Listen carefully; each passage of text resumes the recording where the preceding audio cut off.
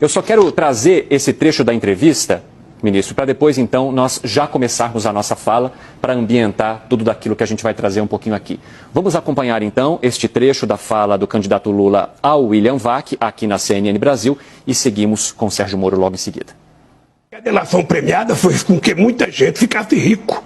Ora, o que eu posso te dizer é o seguinte... Sabe, o processo de investigação poderia ter sido mais sério se o juiz não fosse o pilantra que foi, se não transformasse a Lava Jato numa questão política, para me proibir de ser candidato a presidente da República, para tentar me condenar. Ou seja, o tempo inteiro, eu tive 358, ou seja, pessoas que prestaram depoimento, eu tive 26 processos, foram todos, eu fui absolvido em todos, fui absolvido pela Suprema Corte, fui absolvido na ONU, na primeira e na segunda instância, ou seja, eu sou um cidadão livre, embora pelo fato das pessoas terem passado 5 anos acreditando na mentira, as pessoas não querem reconhecer. Então, eu estou muito tranquilo que nós vamos continuar combatendo a corrupção, nós vamos continuar dizendo para as pessoas que esse país não comporta efetivamente que a pessoa cometa crime que não seja punido. Ministro, o candidato Lula, do PT, menciona mais de uma vez que esta operação foi uma mentira, uma tentativa de tirá-lo do páreo das eleições. Eu gostaria que o senhor primeiro comentasse a sua visão sobre o que foi dito, então, pelo candidato Lula ao William Vac. Boa noite. Boa noite. Primeiro, boa noite a todos. Eu queria agradecer a oportunidade de ter esse direito de resposta, porque fui citado, fui inclusive ofendido. O que a gente tem que deixar muito claramente aqui, inicialmente, é que o ex-presidente Lula mente, ele está sendo mentiroso. Porque, primeiro, ele não foi absolvido e nem inocentado. Isso é muito claro.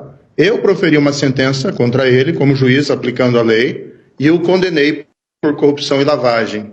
Outra mentira dele, ele coloca como se tivesse sido eu apenas que tenha praticado esse ato. Mas a minha sentença foi confirmada pelo tribunal em Porto Alegre, por outros 3 magistrados profissionais, que confirmaram a condenação dele por corrupção e lavagem de dinheiro. Depois, essa decisão foi confirmada de novo em Brasília pelo STJ por outros 5 magistrados. Ele ainda foi condenado no processo do sítio de Atibaia, em relação ao qual até hoje não deu uma explicação por que as empreiteiras Odebrecht e OS fizeram obras e reformas milionárias no sítio que ele utilizava como se fosse proprietário. Ele foi condenado nesse processo por uma outra pessoa, por uma juíza corajosa de Curitiba. E essa decisão também foi confirmada no tribunal em Porto Alegre. Então não fui eu apenas, foram vários juízes que o condenaram, que viram as provas e o reputaram culpado. Depois houve anulação, 3 anos depois, pelo Supremo Tribunal Federal, num julgamento que eu reputo um grande erro judiciário do Supremo Tribunal Federal, mas ainda assim o próprio Supremo Tribunal Federal jamais disse que o presidente era inocente ou o absolveu no mérito das acusações. Então pende sobre o Lula, sobre o candidato, uma nuvem negra, que são as condenações e as provas da corrupção na Petrobras durante o governo dele, que ele não explicou.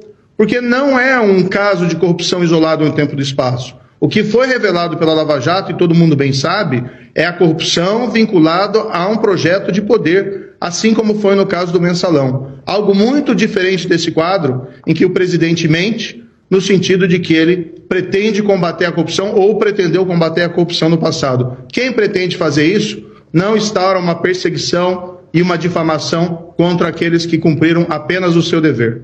Uai, seu app de vídeos curtos.